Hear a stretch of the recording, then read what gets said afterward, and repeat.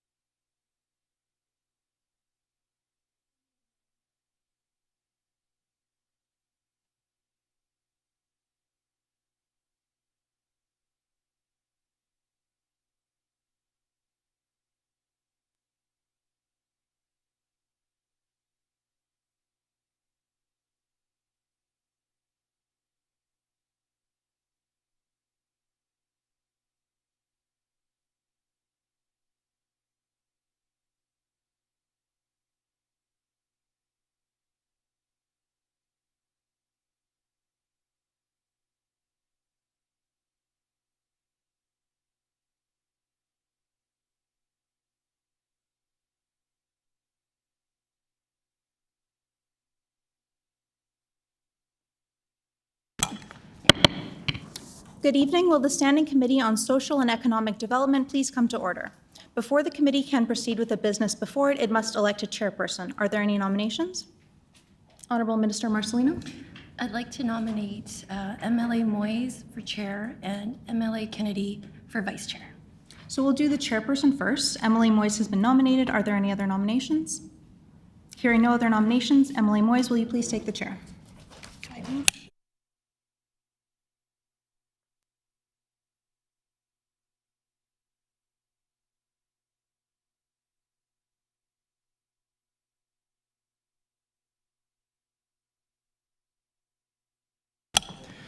Our next item of business is the election of a vice chairperson. Are there any nominations? Yes, Honourable Minister Marcelino. yes, I'd like to nominate MLA Kennedy for vice chair. Emily Kennedy has been nominated. Are there any other nominations? Hearing no other nominations, Emily Kennedy is elected vice chairperson. Before proceeding with the business before the committee, I want to make everyone aware that this evening we have staff collecting footage of the Assembly's educational video series inside the Legislative Assembly of Manitoba. Our camera operator has permission from the speaker to film from a variety of angles, and so we'll be moving around the room. As a reminder to all of those here this evening, no other photography or video is allowed in the committee room. Thank you for your cooperation. This meeting has been called to consider the following bills. Bill number 7, the Public Sector Construction Projects (Tendering Repeal Act), Bill number 9, the Employment Standards Code Amendment Act, and Bill number 21, the Public Schools Amendment Act. I would like to inform all in attendance of the provisions in our rules regarding the hour of adjournment. A standing committee meeting to consider a bill must not sit past midnight to hear public presentations or to consider clause by clause of a bill except by unanimous consent of the committee. Written submissions from the following persons have been received and distributed to committee members on the MLA portal, and they are Ben McGilvery, private citizen, on Bill 7, George Emery, OPC MIA Local 222 on Bill 7, Ryan Seller, International Brotherhood of Boilermakers on Bill 7, Robert Duarte, Iron Workers Local 728 on Bill 7, and Alana Duffy, MS Canada, on Bill 9. Does the committee agree to have these documents appear in the Hansard transcript of this meeting? Agreed and so ordered.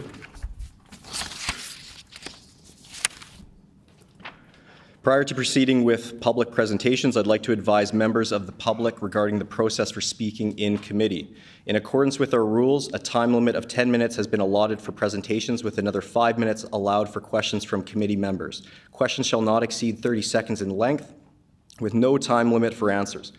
Questions may be addressed to presenters in the following rotation. First, the minister sponsoring the bill. Second, a member of the official opposition. And third, an independent member.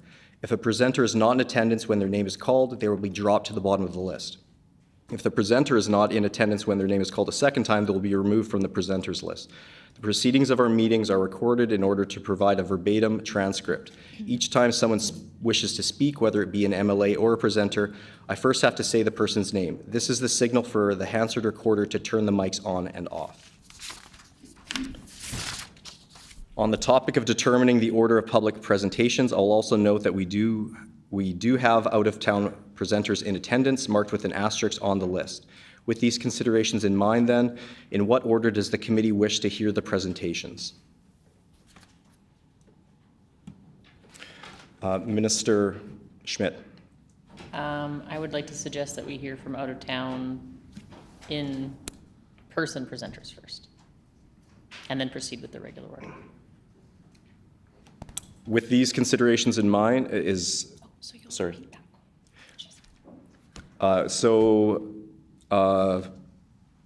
we will hear the presentations from out-of-town presenters first. It's been suggested by the Honourable Minister Schmidt that we will hear presenters from out-of-town first, if they're in person. Is that agreed? Agreed. Thank you very much for your patience. We'll now proceed with public presentations.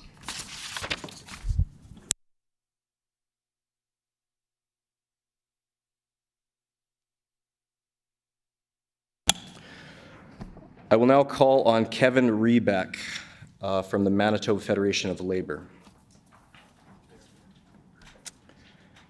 Kevin Rebeck, please proceed with your presentation. Great, thank you. I'm Kevin Rebeck, the president for the Manitoba Federation of Labour.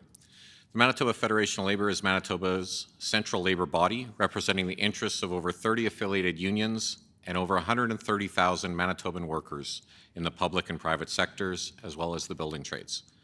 This includes manufacturing, government offices, retail stores, hospitals, schools, natural resources, tourism, agriculture, and many others.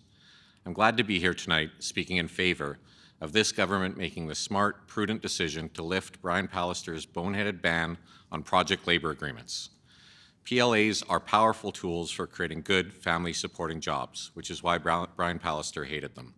This ban has been detrimental to good-paying, family-supporting construction jobs for Manitobans and robbed Manitobans of the many benefits of PLAs, including strong health and safety standards, opportunities for apprentices and historically unrepresented groups of workers like women, Indigenous, and BIPOC workers. Brian Pallister's ban has flown in the face of a decades-long tradition of using project labour agreements, or PLAs, to build large public infrastructure projects in our province. A tradition started, I might add, by PC Premier Duff Roblin with the building of the Red River Floodway. PLAs have long been used across North America in the public and private sector. They are pre-hire collective bargaining agreements negotiated by project owners and workers that govern wages, benefits, and other work conditions. Project owners and workers alike benefit since the agreements support a consistent supply of high-quality labor and avoid costly work stoppages resulting from labor disputes, while ensuring a strong floor for wages, training, and workplace safety and health. Often, these agreements also include commitments to ensure that the investment benefits the local economy and workforce, such as setting targets for supporting small businesses or targeting hiring efforts to economically disadvantaged communities. These agreements benefit working families, our economy, and all Manitobans who benefit from the vital infrastructure which is built to last by well-trained workers who make a decent living.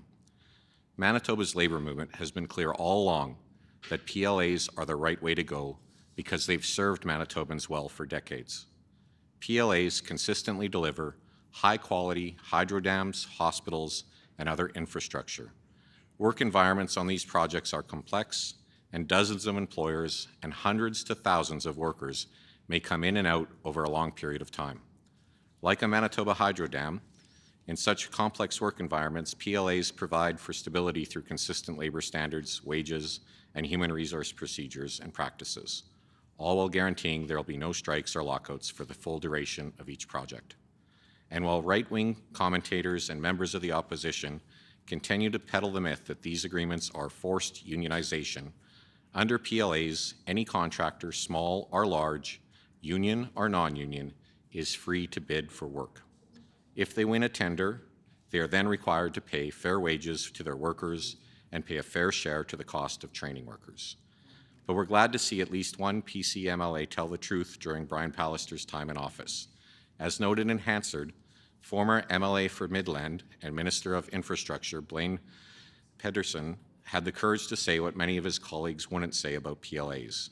He said, "There is no forced unionization in a project labor agreement.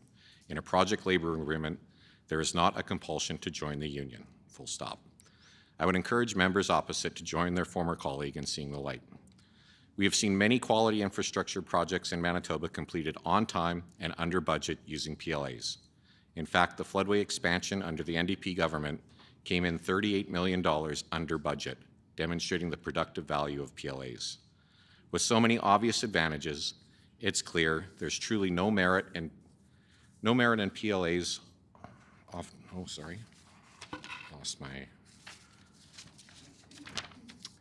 No merit in opposing project labor agreements. Such agreements avoid labor-related disruptions on projects using predetermined dispute resolution processes to resolve disputes on-site and by prohibiting work stoppages, including strikes and lockouts. They secure the commitment of all stakeholders, employers and employees on a construction site so the project will proceed efficiently without unnecessary interruptions. These agreements prevent the practice of multiple contractors from undercutting each other in the bidding process by driving down wages and cutting corners on safety training and qualifications. This race to the bottom affects those who are employed on a project through substandard wages and working conditions, but it also freezes out those contractors, including local ones, who want to employ highly qualified workers and pay them what they're worth. It disadvantages all Manitobans and their communities by robbing them of the benefits that result when Manitoba's workers are employed in well-paid family-supporting jobs by Manitoba companies. PLAs are also a powerful tool for providing the training and experience needed to build the skilled workforce Manitoba needs, now and into the future. This is especially important given the fact that Manitoba is facing a skilled worker shortage. To have any hope of addressing this skilled labor shortage, government needs to be doing everything it can to train up Manitobans and ensure there's work for them to build their careers right here at home.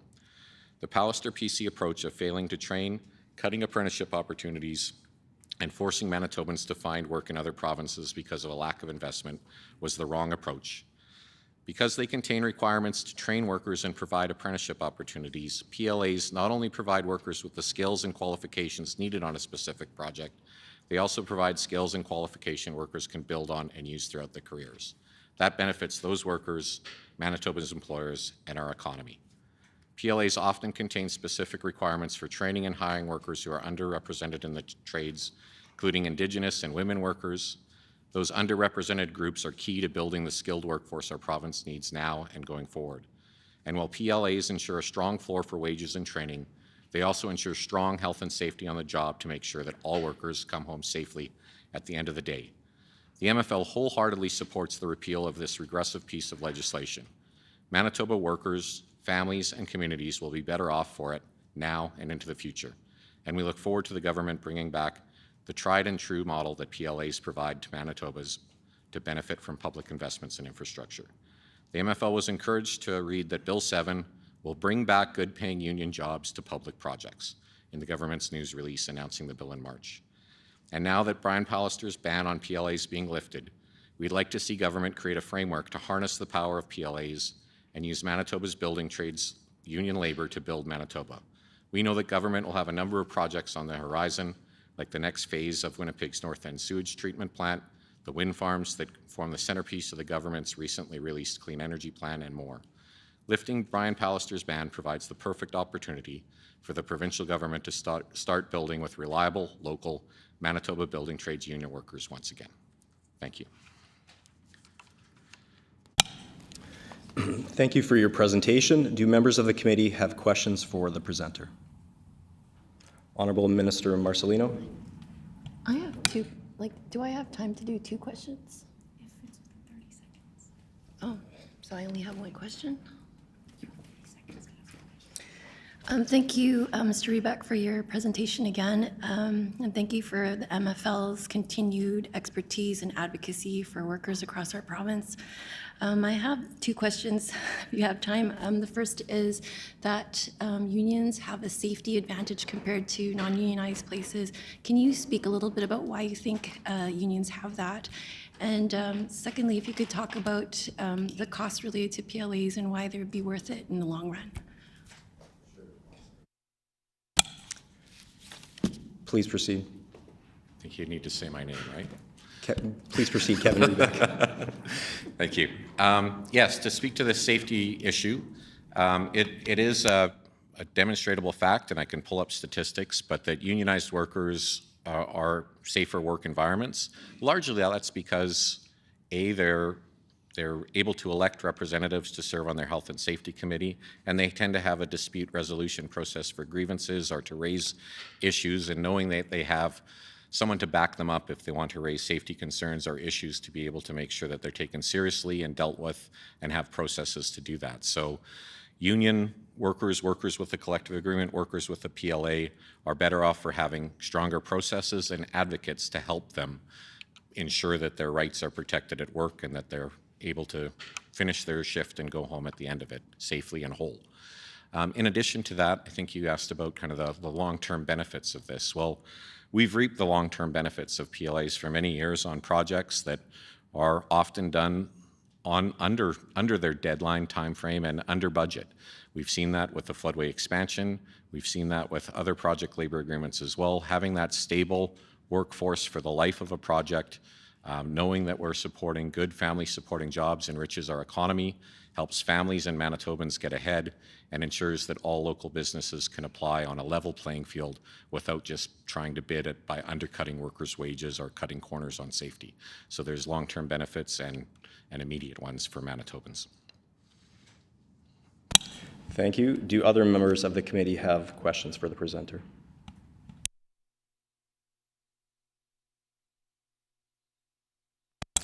Thank you very much for your time, Kevin Rebeck.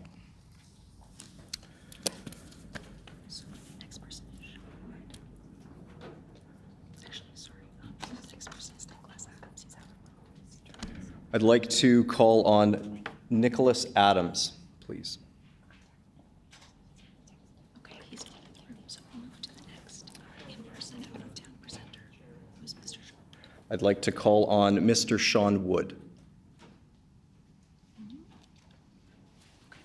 So we'll move on to the next in-person. I'd like to call on Mr. Connor Ketchen.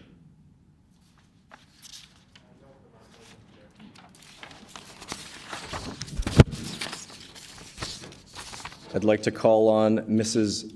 Lois Rustin. I'd like to call on Mr. Kylie Parker.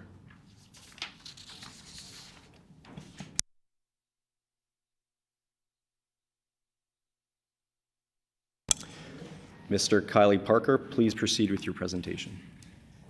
Hi, my name is Kylie Parker. I was born and raised in Portage Prairie, Manitoba. Just to give you a little bit of background of my experience in the construction industry. When I was 18 years old, I joined the Canadian Armed Forces and I spent 6 years as a tank driver. And when I got out of the Army, I was in Alberta at the time, and I went up to the oil patch and I started working in the open pit mines in Alberta, non-union. And that's where I cut my teeth in construction, and I wound up in Manitoba pursuing a blaster's license. So I use explosives in mining and in industrial projects. And that brought me up to the Kias generating station. For 4.5 years, I worked on that project. So I've worked non-union, union, on project labor agreements, and not under project labor agreements. A little bit about my background.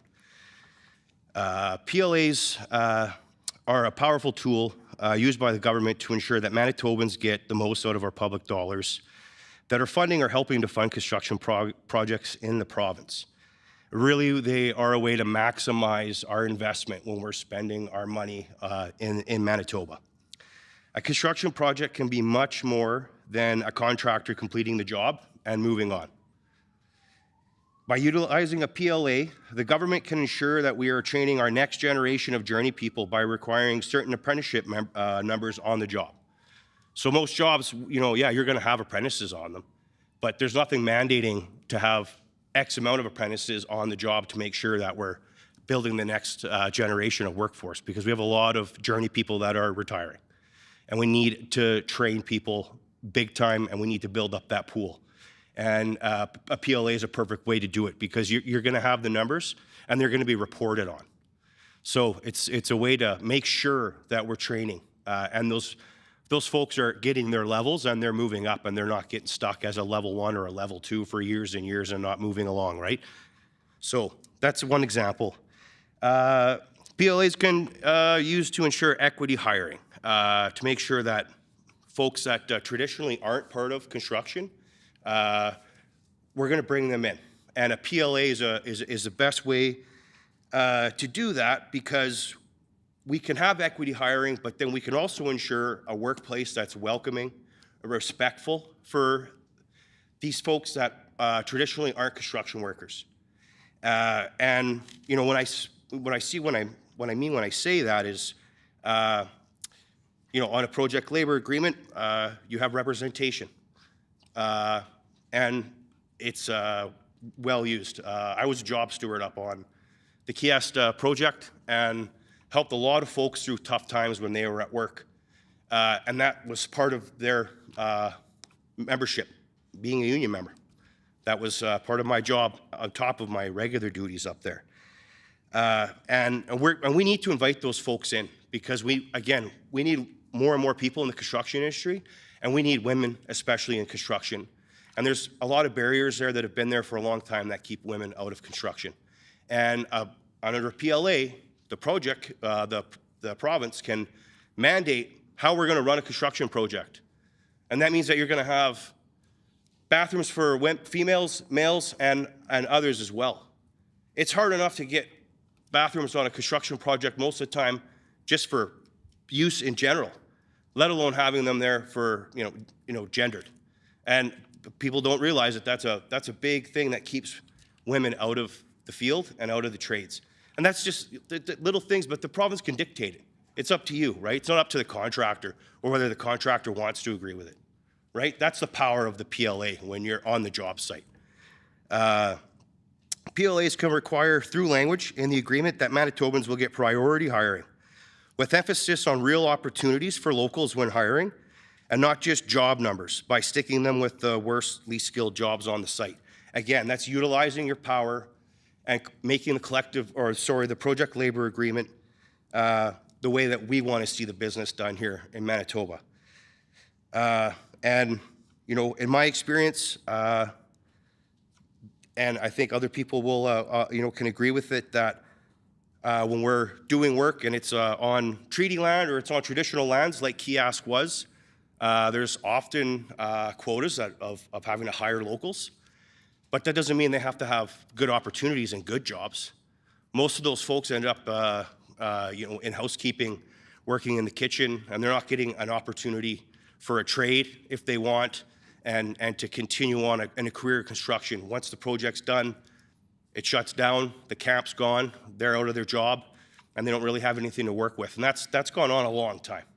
So we can strengthen that where, the province is saying, we have to hire this many people, but you also have to have them, this many people, if they want it, in the trades, in an apprenticeship, to build that career, not just have a job while the project's there. So that's how powerful it can be for you. They offer great, labor stability through the project, right? No strikes, no lockouts for the duration of the project. Very straightforward. Manitobans, they allow Manitobans to earn good wages, health benefits, and pensions for their retirement, which again is great for our local economy. Folks out there need good paying jobs right now. Everyone's behind. If you're working class people, a lot of folks don't have 2 pennies to rub together at the end of the pay period. That's just reality right now. So when folks are working dangerous jobs and working long hours, that should mean something in their bank account. Removing wages from the bidding process. So a contractor has to rely on its efficiencies, productivity, and quality to make money on the job, and not by making money off of the backs of workers. That's a big part of what a PLA can provide to Manitoban workers. High safety standards. So Manitobans don't feel pressured to work unsafe or intimidated for reporting a safety issue. Again, it's factual. Union jobs are safer.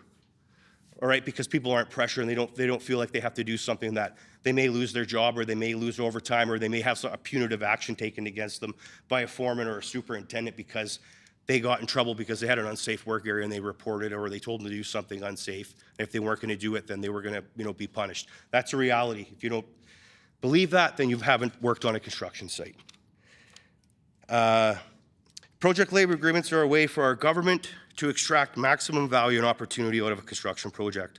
And in today's economy, Manitoba needs to make sure that we're doing everything we can to provide good, safe jobs and taking a different approach to construction, something that isn't just dollars and cents, and where labor isn't just a line item when someone's bidding on the project. So I appreciate your time, and that's the end of my presentation. Thank you very much. Do members of the committee have questions for the presenter? Honourable Minister Marcelino. Thank you, Mr. Parker, for your presentation today and for coming out. I just wanted to let you know that your comments the last time you were here during the implementation of this bill the first time were actually quite moving for me to read. You did say something and alluded to it again today, then and alluded to it again today regarding the ability of folks to come in to a project as maybe like a entry-level position, and then you said that after a few years, by the end of the project, they were already leveled up to some other next level for apprenticeship or even finished their requirements for their trade. Can you give me an example of how something like this can happen over the length of time of a PLA or for the length of time of this agreement? Sorry, I couldn't hear the last part. I have a cold. My ears are a little blood right now. Honourable Minister Marcelino. Can you please give me an example of somebody that you know, if you can mention, or an example of how this could be that somebody would have like an entry-level position to begin with, and then by the end of the project, they're already at the next level for their trade designation? Yes. Just one sec. Kylie Parker. Go Yes, ahead. on the Kiosk project, an ex-member, his name was Kyle Ott, and he was a laborer, and labor is a hard job, especially when you're pouring a lot of concrete up on a dam. And Kyle wanted to do something a little bit different and not be on the end of a jackhammer for 12 hours a day, so he wanted to become an apprentice with the carpenters. And on that job site, because of the numbers that were needed, you could approach a different trade and you could go, I want to transfer and I want to become a carpenter. And because that project, there was civil work on that project for 6 years, 7 years, there was carpenters on there. Kyle left that project as a Red Seal carpenter because he worked up there the whole time. And, that's carried on. I'm still friends with Kyle, and, his career has taken him many other places, but, that's one example of that happening. And another example I have is a good friend of mine from Nelson House. Stu Francois started working on these projects as being a local. Wasquatum was his first dam that he worked on, and started off as a GL and got put on to drill and blast crew.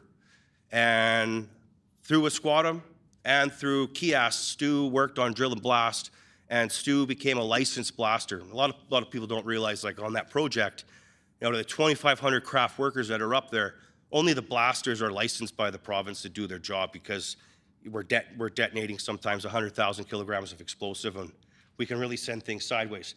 So that was another person through those project labor agreements that got equity, was first on the board to get hired, because Stu was from Nelson House and Wasquatum was on the traditional lands of Nelson House, and got set on that path and as a successful trade as a blaster. So there was two, sorry. Before I go on, just a reminder that question to the members of the committee that questions are to be 30 seconds, so just a friendly reminder. Are there other members of the committee that have questions? Ms. Byram.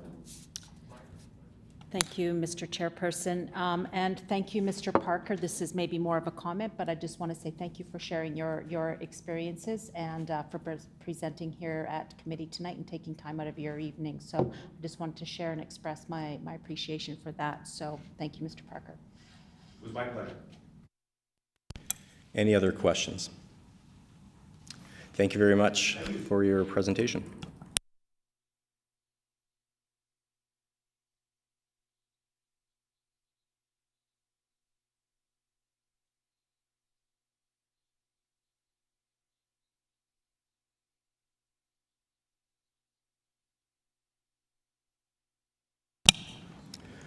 Okay, moving on to Bill number 9, I'd like to call Kevin Rebeck back.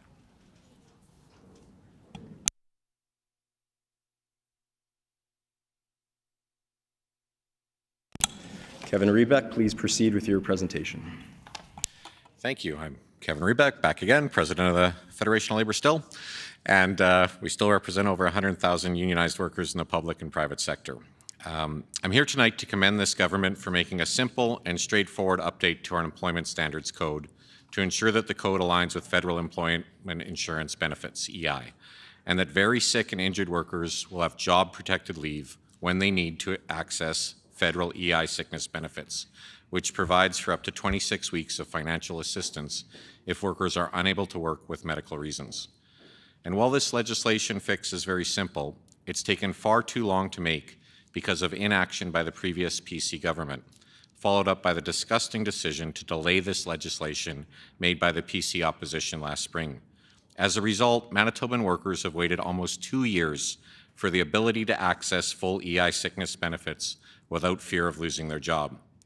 Historically, the Labour Management Review Committee, which is made up of employer and union representatives, has recommended that Manitoba's Employment Standards Code align unpaid job-protected leave provisions with the duration of federal EI benefits. This has been standard practice because unions and employers that make up the LMRC have always agreed that our provincial laws should make sure that workers are fully able to access federal EI benefits they are entitled to without fear of losing their job for doing so. In December of 2022, nearly 2 years ago now, the federal government expanded the available EI sickness benefits from 15 weeks to a maximum of 26 weeks. Shortly after that, the co-chairs of the Labour Management Review Committee, myself and Management Co-Chair Peter Whiteman, wrote to then Minister of Labour John Reyes to ask him to follow the standard practice of aligning our Employment Standards Code to ensure that workers who access the full EI benefit have job-protected unpaid leave to do so. I stress that we wrote to him because the minister's office didn't seem to notice or care that our Employment Standards Code was now out of step with the length of time of EI sickness benefits. Months later, in May, the minister wrote to LMRC saying that yes, he would like our advice on how to proceed, even though we had already recommended updating the code. We took that opportunity to recommend that to him again, and then we waited and waited. But unfortunately, the PC government decided against making this simple, straightforward legislative amendment as quickly as possible. I guess very sick, injured, and vulnerable workers in Manitoba just weren't a priority for them, despite the consensus advice of Labour and business that they do something about the gap in our legislation. Unfortunately, the previous Minister of Labour, and frankly, the entire PC government, wasn't interested in following that standard practice and listening to the consensus recommendations of employers and Labour. Instead, they've left sick and vulnerable workers twisting in the wind for almost 2 years while they dragged their feet and delayed a very simple, straightforward way to make sure that workers didn't lose their job for taking EI sickness benefits beyond 17 weeks. To make matters worse, now that they're in opposition, the PCs decided to delay this bill further, claiming that consultation was needed. Well, newsflash to the PC caucus and the former Minister of Labour, consultation on this bill already happened with unions and employers. We sent our joint consensus recommendation over a year and a half ago, and it was ignored. I'm disgusted that the PC caucus decided to hold up Bill 9 because of all these PC delay tactics. It was possible for workers to access the full 26-week EI sickness benefits, but still be terminated by their employer after their leave lasted more than 17 weeks.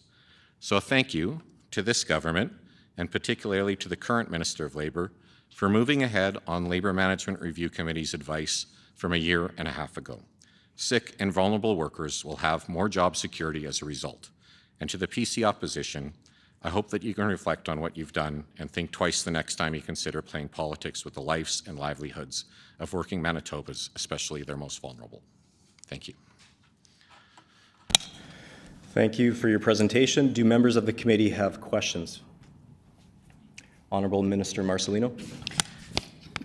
Thanks again, Mr. Rebeck, for your presentation, for your time here today. You know, during, I think it was first reading and maybe second reading, members of the opposition brought up in debate issues like not enough consultation with small business owners, perhaps. I'm not sure if they knew about what the Labour Management Review Committee is. Can you maybe speak to any kind of discussions or any kind of concerns those folks might have had? I know that ultimately you had a consensus decision, which is, you know, really, really wonderful. But can you speak a little bit about that? Kevin Rebeck. Sure. The Labour Management Review Committees existed for a long time under various governments.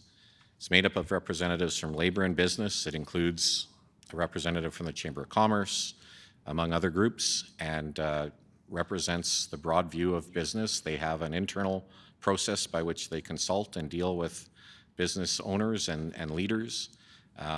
We come together and try to build consensus as much as possible. We have a very good track record of finding reasonable, level-headed solutions to move forward. And on the issue of something as simple as making sure that when people are accessing a legitimate federal government benefit that's been provided to them, that their job isn't at risk, has never been a debate point. In fact, it's been one that we've had one discussion, said, let me double check with my group if there's a concern. Business has gone back, come back right away and said, no, this is about as simple and straightforward as it gets, and we don't think workers should lose their jobs by accessing employment leave that is provided and covered for them by the federal government. That's what happened in this instance. We initiated it because we weren't asked. Then when we were asked, we said, we've told you already, this is what our recommendation is, please implement and act on it. And it not only did it fall on deaf ears, but it seems to continually to be some sort of delay for a consultation with whom, I'm not sure.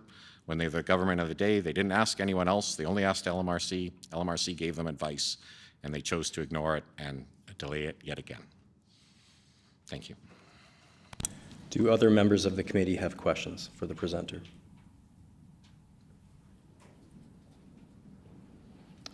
All right, seeing none, thank you very much, Kevin, for your presentation.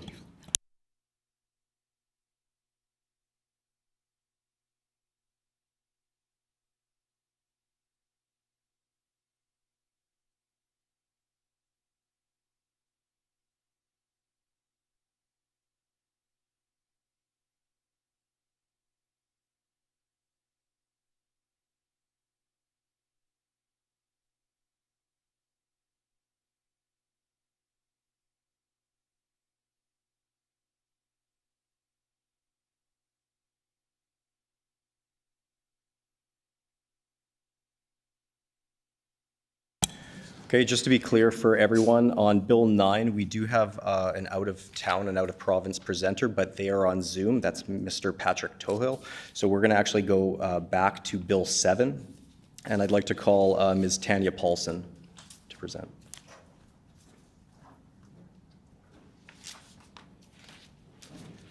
Tanya Paulson, please proceed. Good evening, everyone.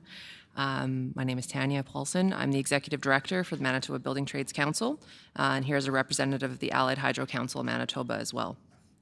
Manitoba Building Trades has 13 affiliated construction unions representing skilled trades workers across our province.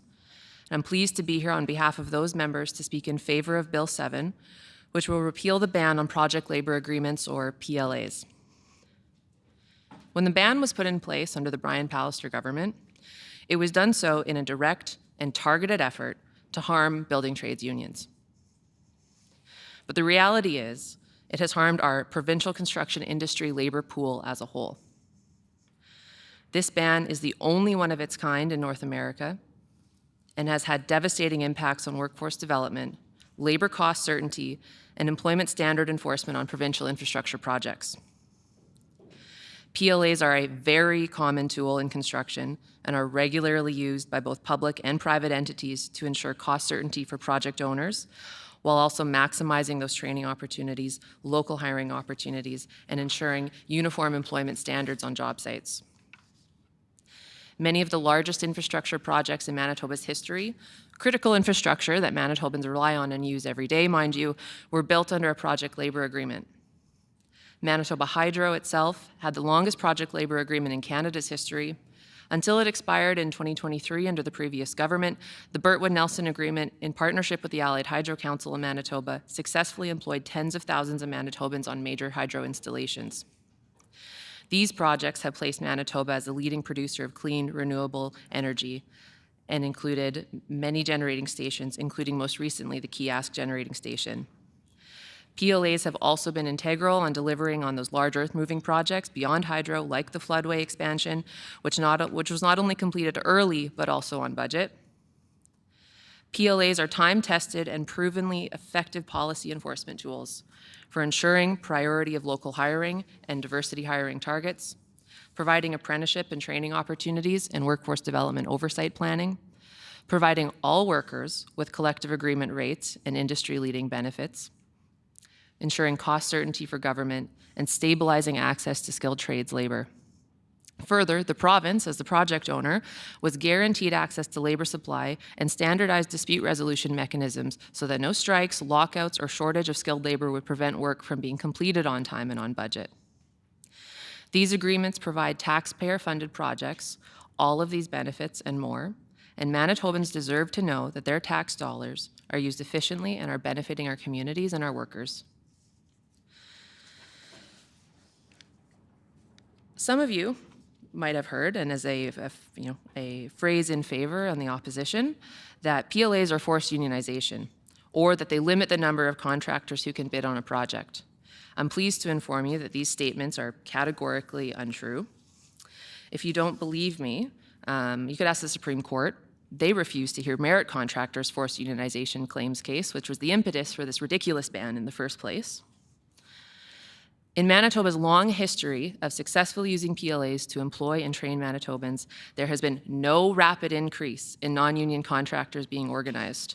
In fact, I challenge you to find a case of any contractor who has been forced to unionize during or after performing work under a Manitoba project labor agreement. And why is this? Because PLAs have always prioritized labor stability for projects.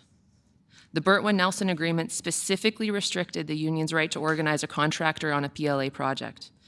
Other PLAs have gone further, including a cooling off period where the unions relinquish the right to organize those contractors for a set number of years after a project has concluded. Workers under a PLA are not required to stay within the union in any capacity. During a PLA project, all workers receive equal prevailing union wages and benefits that are industry leading and further support our healthy Manitoba tax base. They receive representation ensuring that they are treated fairly with good and safe working conditions. PLAs support open and fair tendering so that high quality contractors are not forced to work down to a lowest cost bid model. The lowest cost model puts our local construction industry at risk from bad industry actors moving in and being awarded our publicly owned projects with subpar workers from out of province, and it's happening every single day right now.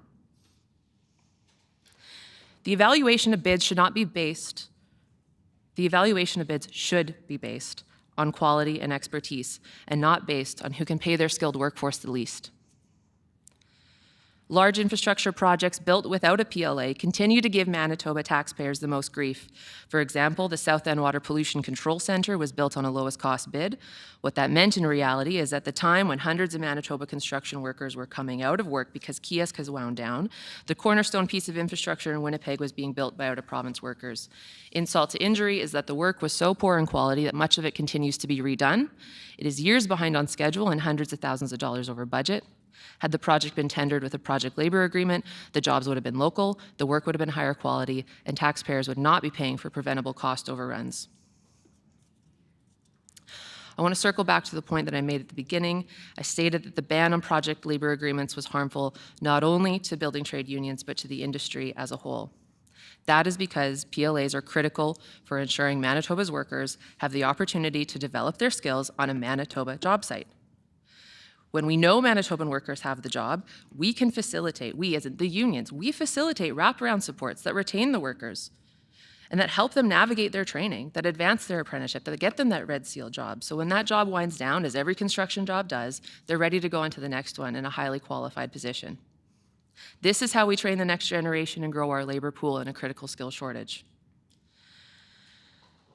Manitoba Building Trades is thrilled to see that this government has moved so fast on this, that the Bill 7 will repeal the ban on PLAs.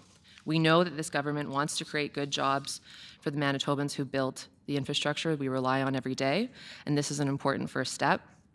The only real way to reverse the negative impacts the ban on PLAs had on local jobs, project quality, and training opportunities for Manitoba is to legislate a prescriptive framework going forward.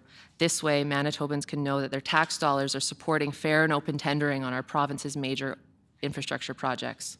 So for the good of my members, for all construction workers, and the industry labor pool as a whole, I hope we can count on your support for this bill, regardless of partisan stripe. And I thank you for the opportunity to present today. And I've been working on this file. I started at the building trades in 2018. That was not a great year for PLAs in our province. And so I'm really keen to take any questions that you have today. And thank you again for letting me come and present. Thank you very much. Do members of the committee have questions for the presenter? Honourable Minister Marcelino. Thank you, Ms. Paulson, for joining us today and for your continued advocacy and leadership for the 13 construction unions that you represent. My question is in regards to our skilled labor shortages that we currently have. Let's say our government wants to, have a project and we really want to prioritize this project. This is very important for Manitobans to get this project done. How does a PLA help get that labor that we already have this shortage for to get to that project and make sure that becomes a priority and it gets delivered? Tanya Paulson. A couple of factors, one being where, workers will follow where the money and the work is. The province is the major employer of ICI infrastructure in the province. Paying unionized prevailing wages and benefits is a great start to attract workers to a project. Beyond that, the coordination and foresight that comes when you know a project's going to be a project labor agreement, that's when you work with on a project management agreement with the building trades unions, and we source that labor. We're a labor supply sourcer for these major projects, and we work on a labor supply model together. Do other members of the committee have questions? Ms. Byram? Just a comment, Ms. Paulson, thank you for taking time out of your evening and presenting your, making your presentation here tonight. Thank you. Would you like to respond, Ms. Paulson? Other questions? Honourable Minister Marcelino. Ms. Paulson, I'm wondering about what a PLA actually entails, like for you as the person that would be negotiating it. Like, how complicated is this? We've heard Mr. Rebeck talk about how there could be thousands of workers, tens of different types of trades or more, and then all the different working conditions and set conditions. Like, how complicated is this? Ms. Paulson. Any major project, and this is why it's used by both public and private, it's complicated to staff up. There's dozens, if not, like 50 different plus occupations on a single project, especially in a lot of these major projects. These are rural and remote projects when we're talking about hydro dams. A project labor agreement is essentially, as Mr. Rebeck said, is a pre-hire collective agreement. The Burntwood-Nelson Agreement is in existence since the 1960s and just defaulted in 2023. That's, a 100-plus page document. But I would err on the side of it is complicated to staff up a project, doing it without a prescriptive framework, without a legal framework, without site representatives and union representatives on site, and a single mandate, a single wage schedule, rules, regulations, dispute resolutions, lock, strikeout, bans. It's complicated, for sure, but staffing up a large project is complicated. So I can't imagine doing one, and we've seen the faults that happen when you do one without it. And so it is it's an extensive labor relations exercise, but doing a $1 billion+ project without one is fairly unheard of and unadvisable. Thank you. Are there other questions for the presenter? All right, seeing none, thank you very much for your time.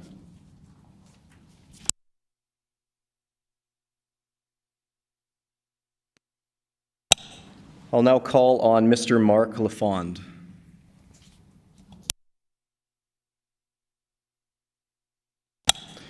Mr. Mark Lafond, please proceed with your presentation. Good evening, honorable ministers. My name is Mark Lafond. I'm the business manager of the Operating Engineers, Local 987. We represent crane operators, stationary engineers, maintenance workers, heavy equipment operators, and pipeliners, just to name a few. Our organization is 1,300 people strong, and I'm pleased to be given an opportunity to speak on Bill 7 on the repealing of the project labor agreements. When the ban on project labor agreements was proposed in 2018, it's my belief that it was an ideological decision. The government of the day could have easily chosen not to participate in them, but instead they chose to ban it. This was the first piece of legislation that I'm aware of that was passed in North America. Project labor agreements are pre-hiring agreements covering all crafts, large to medium-sized construction projects, and establish terms and conditions for employment. The main purpose of PLAs is to promote predictability, coordination, efficiencies on projects. Construction projects are highly skilled, labor-intensive industries.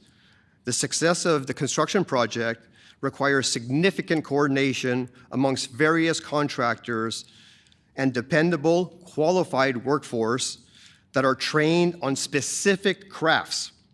A PLA is a management tool that institutes uniform work and harmonizes work to improve productivity, provides access and tools to skilled labor, and reduces chances of labor shortages. PLAs can produce positive outcomes. Many of them include apprenticeships, individuals hired under represented groups, and prioritize local hiring. A PLA establishes protocols for resolving labor disputes without resorting to strikes and lockouts. PLAs typically include provisions that ban strikes and lockouts. Project labor agreements increase investments in registered apprenticeships and reduce on-the-job accidents and injuries. PLAs were initially concentrated around large, complex, very long, and often rural projects. However, in the 1990s, when the industry experienced a boom with low unemployment, construction users demanded more skilled workers. PLAs emerged as a tool to providing users of PLAs with undisrupted labor supply of qualified craft workers and for expanding registered apprenticeship programs that invest in training. Now, project labor agreements are used around the world on all projects, not just large ones. Non-union contractors could choose to bid on projects where PLAs are required. Non-union contractors who choose to bid on PLAs do not become union either during the project or after the project. Workers covered under PLAs sometimes have to join a union to participate in that project. However, in other instances, they don't. They pay agency fees called RAND, so they're not union members. And the RAND formula is based upon paying fair dues to the union in order to represent those non-union workers, or union workers for that matter, in the administration of that collective agreement. Union contractors invest in job quality and worker training.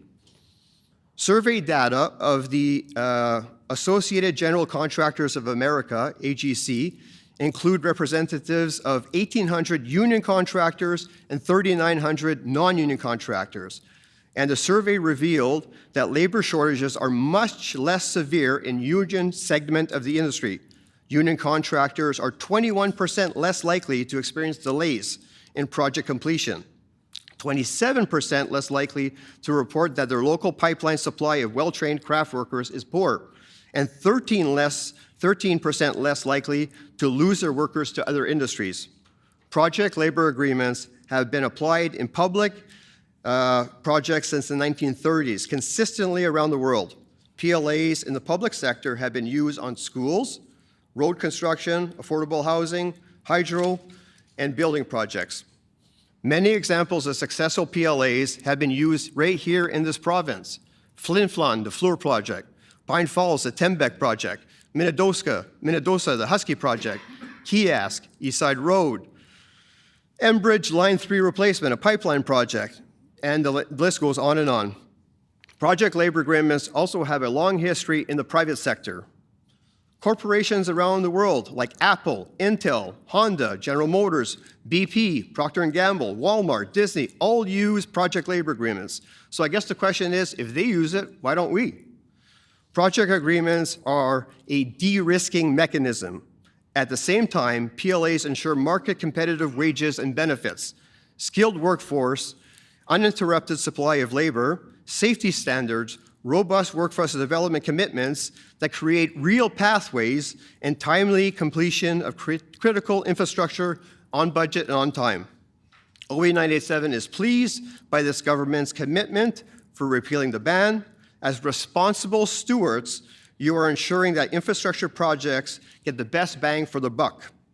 You are ensuring that Manitobans are offered work on the Manitoba projects, and that those projects provide provisions for safe working conditions, good wages and benefits, and opportunities for all people.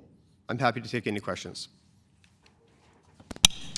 Thank you very much for your presentation. Do members of the committee have questions for the presenter? Honorable Minister Marcelino.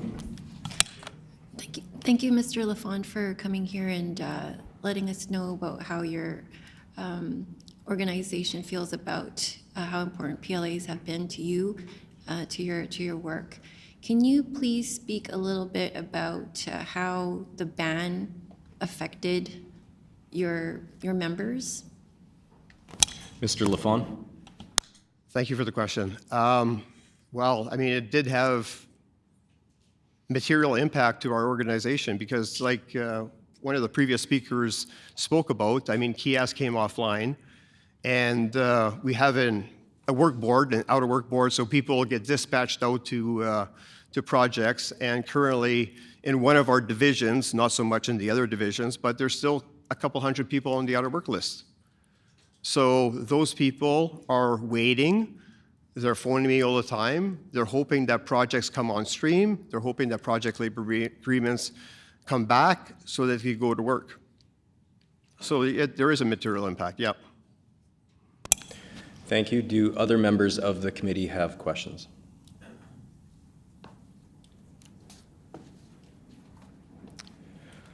All right. Thank you very much for your time.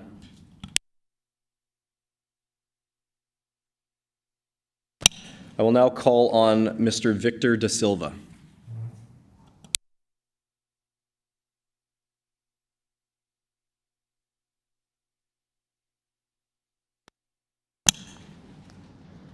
Mr. Da Silva, when you're ready, please proceed with your presentation. Hello, everyone. My name is Victor Da Silva. I'm the business manager and secretary-treasurer of LiUNA Local 1258.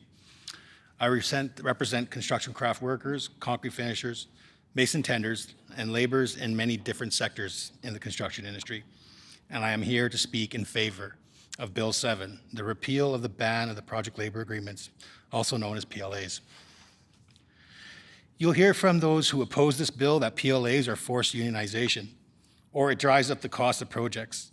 But there's no evidence of any employer being unionized while working under a PLA here in Manitoba. The term forced unionization is nothing more than a dog whistle for, we don't want to be forced to pay benefits.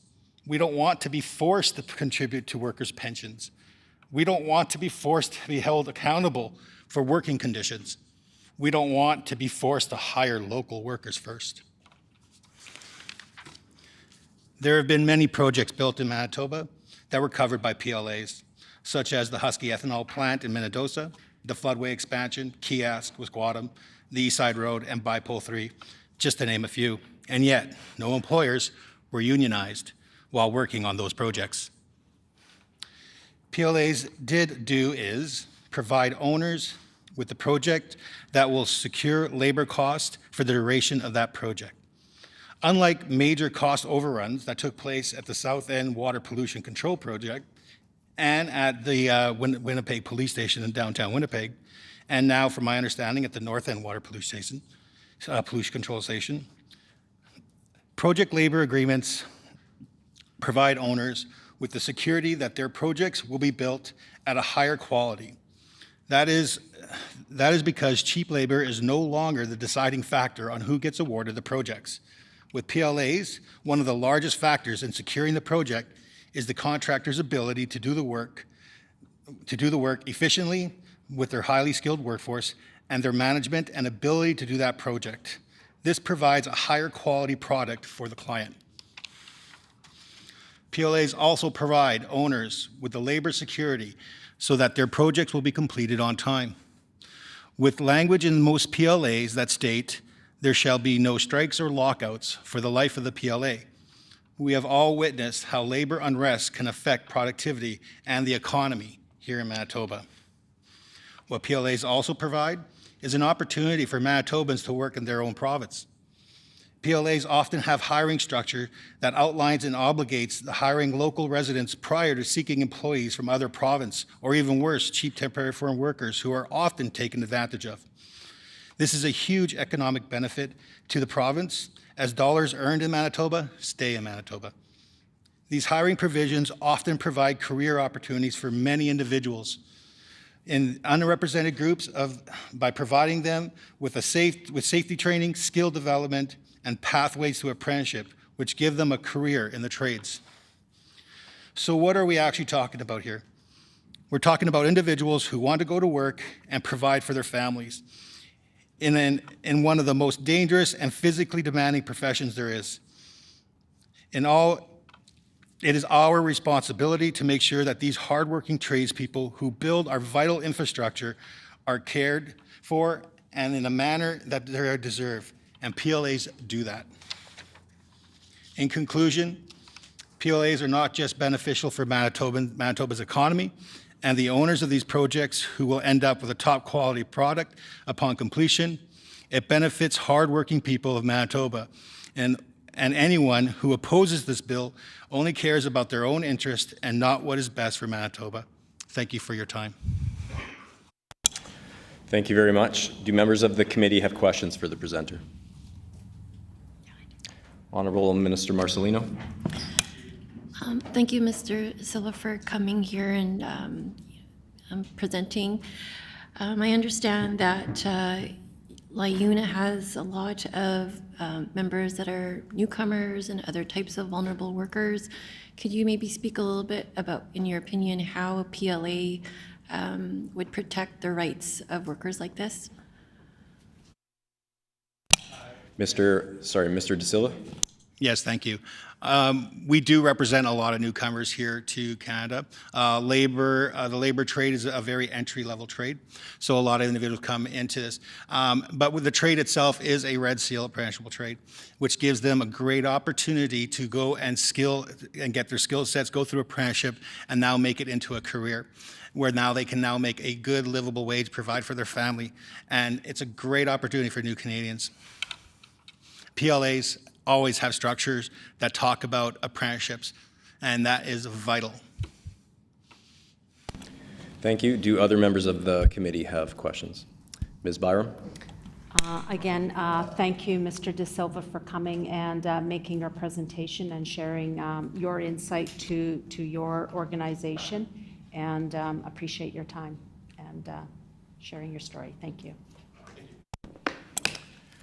Are there other questions for the presenter? All right, seeing none, thank you very much for your time. Thank you. I will now call on Mr. Sean Ramsey.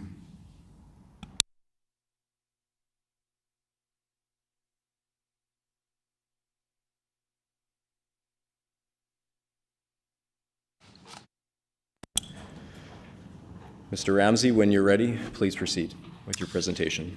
Thank you. Good evening. My name is Sean Ramsey. I'm a Red Seal carpenter, and I hold my vocational teacher education diploma. I am here to speak in favor of Bill 7, which will repeal the ban on project labor agreements. Historically, these agreements have been supported by both Conservative and New Democratic parties in the province of Manitoba. In fact, former Conservative Premier Duff Roblin brought in project labor agreements to illustrate that reputable contractors with a highly trained and skilled workforce were paramount to having critical infrastructure projects being completed. This was a value for dollar spent philosophy. Project labor agreements offer many things: standardized wages, benefits, overtime schedules, equity hiring provisions, training, and local hiring provisions, among other things. I would like to speak to you from a perspective of training. As a certified tradesperson and a vocational teacher, my journey allowed me to teach on several First Nation communities in Manitoba. I saw firsthand how many of the projects on these communities failed to employ community residents in any meaningful way. Some would secure jobs, but my experience didn't show me the advancement and career opportunities that an apprenticeship would provide existed at any great degree. It is the advancement of career opportunities through programs like apprenticeships that benefit hardworking Manitobans across the province. This allows them to increase their economic well-being for themselves and for their families. The economic well-being includes for the present by way of a living wage, and in the future by advancement in the trade and contributing to well-managed pensions. The projects in northern Manitoba, such as Kiask, Kiwetinook, and Wasquatum, offered significant training opportunities for First Nation people and Manitoba residents because of provisions in the PLA which govern those projects. The failure to offer careers as an apprentice are not unique to northern Manitoba and First Nation communities in my experience. I worked as an apprenticeship training coordinator for Apprenticeship Manitoba in the early 2000s. I recall many similar conversations where people were working in the trade, but their employer would not offer them an apprenticeship.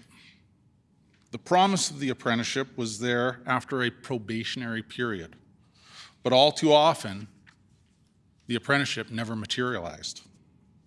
Throughout my training career, I encouraged tradespeople I came to know to expand their experience and get employed with companies that would invest in them by entering into an apprenticeship agreement. The opportunity to do this is the very thing that many projects under a PLA offer. It mitigates labor being treated as a disposable resource. When a Manitoba tradesperson is working on a project, they are investing in the company. In turn, this company is creating wealth for itself and the client that owns the finished product. Agreements like PLAs create mechanisms to ensure the wealth building is a reciprocal agreement where the contractor invests in workers by way of apprenticeship agreements. If the Manitoba government is investing in a project, they too are contributing to the wealth of the company and the client. I don't believe it's an unrealistic ask to have a PLA to ensure there is, among other things, an assurance that there is an investment in hard-working Manitobans' careers through apprenticeship opportunities. The avenue for apprenticeship is key in my opinion. Many of the trades in Manitoba are voluntary to participate in.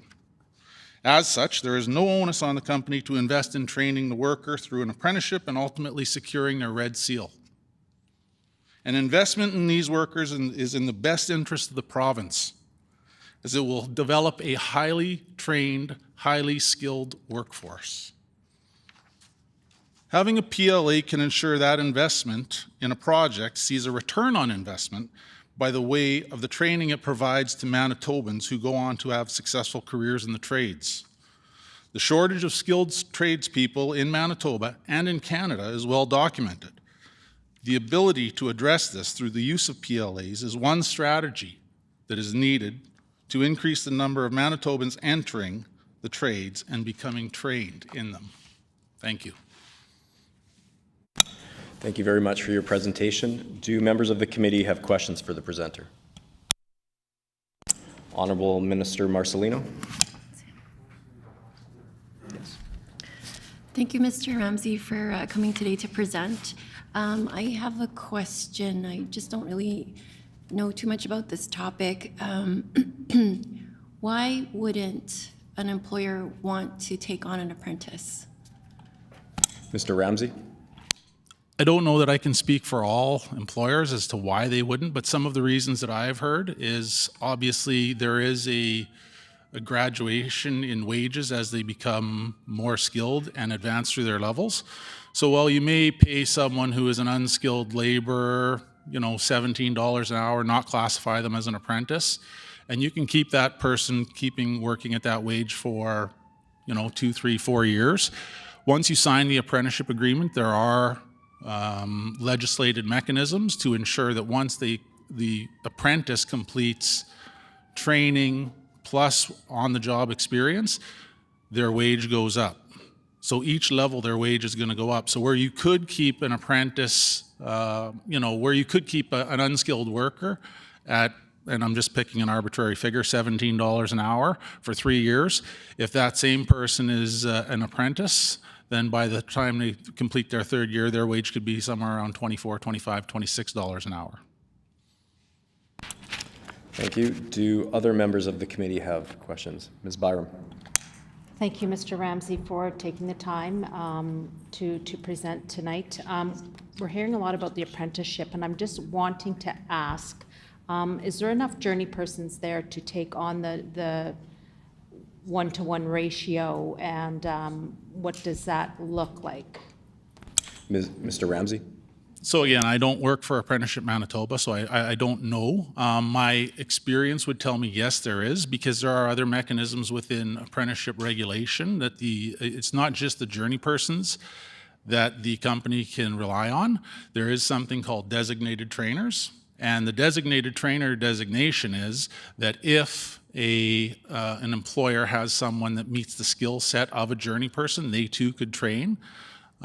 So there are avenues, and there are still ratio adjustments. When I was an apprenticeship coordinator, just to expand a little bit, if we had a site that was, say, a residential site in northern Manitoba or rural Manitoba, they could apply for a ratio adjustment, and it would probably most likely be granted, because really the oversight of the 2 apprentices is not too much to ask. On bigger projects, that becomes a little bit more tricky. So I think the short answer is I think there are enough journey persons and enough mechanisms in place to address that.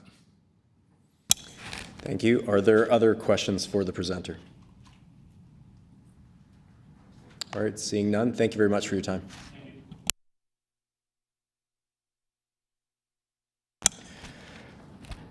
Our next presenter is virtual. I'm going to be calling for Mr. Nicholas Adams.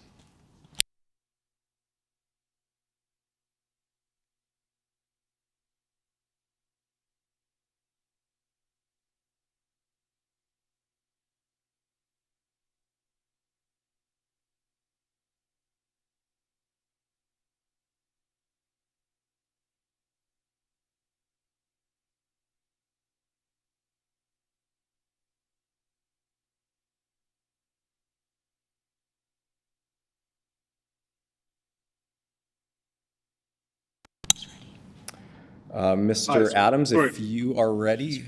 Oh, there we go. If you could just make sure your audio is on as well, then that would be great. And you can begin your presentation when you're ready.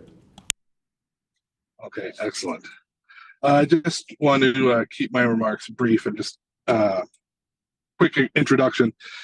So I'm Nicholas Adams. I am from Winnipeg originally. I grew up in Ottawa, and I've worked in the construction industry, primarily private, going through to pay through school, college, and university.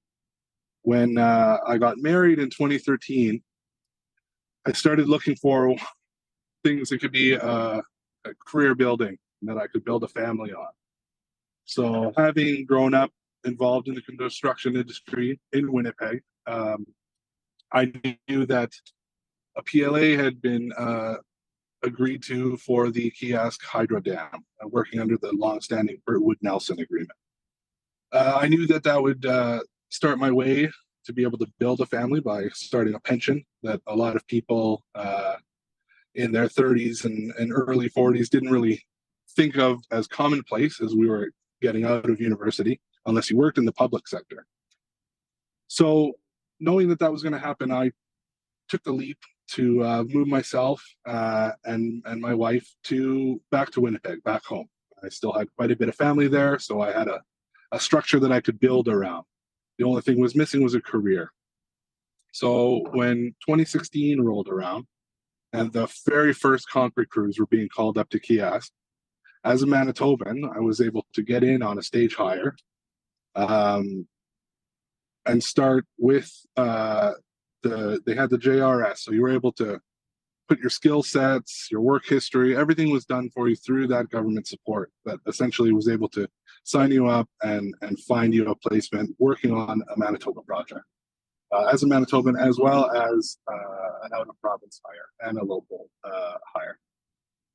So I did that. I was set up with the company, did all of the onboarding with my defined and set out skill sets. Once I got there, I was told which section of the hydro dam I would work in, and immediately started doing the training about the areas that we were working in, the Indigenous groups that we were doing this project in. From that first day of training, of onboarding, I realized that this was going to be a different kind of job from my private sector jobs, where it was just fly by the seat of your pants. Safety is kind of secondary, and your feelings and whether it be mental health or physical health is kind of secondary to the things that need to be the things that need to happen, the deadlines that need to be followed, and really at the whim of the benevolence of your supervisors. So leading me into my first weeks there, being away from home was really hard. You had your schedules or 21 days in a row, 7 days off. There was an adjustment there, but what helped in the adjustment is that I knew that by the time I was off of my first turnaround, I now had an active benefit plan. I can go and get glasses, go to the dentist, all of those things, as well as my spouse. So immediately that's something that I didn't have prior to that in private construction. That was just something new. That was just an added. It also included training, so that when I was off on my days, I could get training at the local union hall, which was the laborers, local 1258. I could get my training at the local labor hall, and I could go back with a new certification, as well as know that I would have that certification when this project ended, when it would end. So it would aid into my growth as someone in construction, organized or not. Within the first year of me working on the Kiosk Hydro Dam, we were able to purchase our first home. Sorry, I get a bit emotional because it's a lot. It's a big reason where I am today. We were able to confidently choose to build our family and have our first child, 2016. I continued to work on that hydro dam, realizing the value of being a part of an organized labor family, regardless of the trade. Encouraged me to get involved and to help people the way that I felt like I'd been helped and supported. So I became a shop steward on that project. That led me into the relations that the workers, management, site supervision have, which when you have the structure that you have in a PLA, becomes quite fluid and becomes an actual relationship. There's give and take, there's understanding, there's guidelines that everybody needs to follow. And there's a lot less of the back and forth. There's no play on am I friends with my superintendent? Am I not? It's just based on your merits as a worker. And then that experience then led me into a continued career in organized labor and the construction industry. And I'm very thankful, and I wouldn't be where I am today, and I wouldn't have two beautiful daughters now if it wasn't for that project. Thank you. Thank you very much for your presentation. Do members of the committee have questions for the presenter? The Honorable Minister Marcelino. Thanks, Nicholas Adams. I just wanted to comment that I wanted to thank you for sharing your complete story in depth. It really illustrates how transformative a PLA can be just for one person and one family. So thanks for sharing that with us in our committee today. Mr. Adams, would you like to respond? Thank you very much. I didn't want it to drag on, but the impact cannot be emphasized enough. That my story is unique to me, but is not unique to the grand scheme of the effect that working on that project under that framework has done to myself, my other friends in the industry. You know, it was hard. You didn't go through people like you went in my private experience, and the majority of the people that did move on chose to move on to other projects across the country done under similar framework and agreements. And that's all I'll say. Thank you very much. Are there other questions for the presenter? Ms. Byram? Thank you, Mr. Adams. It looks like you've got a busy night here. I just want to say thank you for taking the time to zoom in and make your presentation. I appreciate your story and taking the time, like I said, to share that with us here tonight. Thank you. Mr. Adams, would you like to respond? I would just like to thank Ms. Byram as well for taking the time to listen to my remarks. Are there other questions for the presenter? Honourable Minister Schmidt. Thank you very much for your presentation, Mr. Adams. I can appreciate how the dignity of work and union membership has changed your life. I thank you for sharing that. And becoming a union member certainly shaped my life as well, and was the reason that I'm here today also. But you did mention, my question is that you mentioned some health and safety concerns that you experienced when working outside of a project labor agreement. Just this week, or last week in debate, the opposition critic for this portfolio disagreed and said, and I quote, "creating false fears and statements regarding the safety of workers when we know that this bill is only designed to funnel money into the pockets of union leaders. This only inflates costs on the backs of every taxpayer here in Manitoba. These projects will escalate due to the unrequired, fictitious, bogus union cash grab." I was just wondering if you had any comments about that. Mr. Adams? In my so essentially the question is, if I experienced any negative things coming from my union as a member, in terms of finances, big union boss, and all of that. Lore, is that my understanding? In regards to the specific statement you made?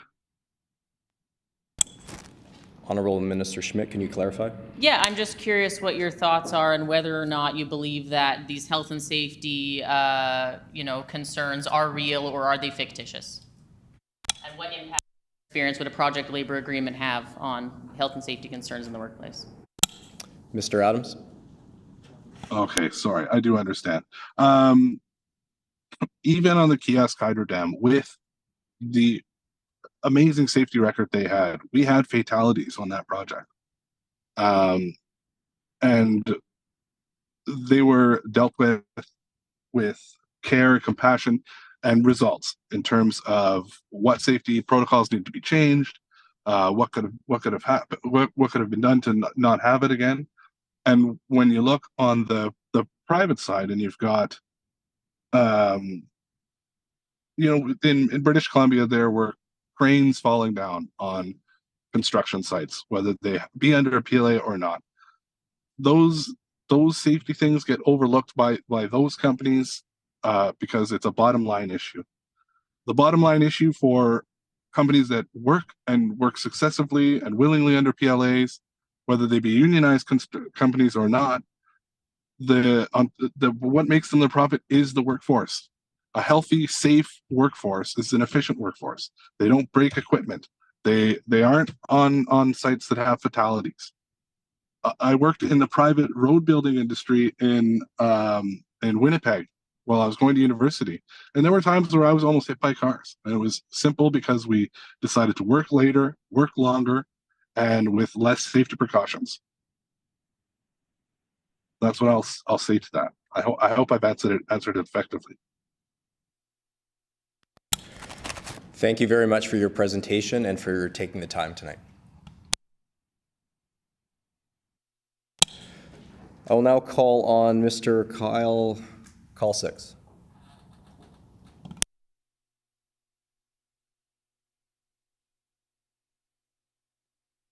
Mr. Kyle Kalsix, when you're ready, please proceed with your presentation. Hello, my name is Kyle Kalsix. I'm the business manager of UA Local 254. I have a membership consisting of approximately 1,400 members. The work we do in the industry is inclusive of industrial, commercial, institutional, as well as the pipeline industry. I come before you today to present my members' perspective on Bill 7, which will repeal the ban on project labor agreements.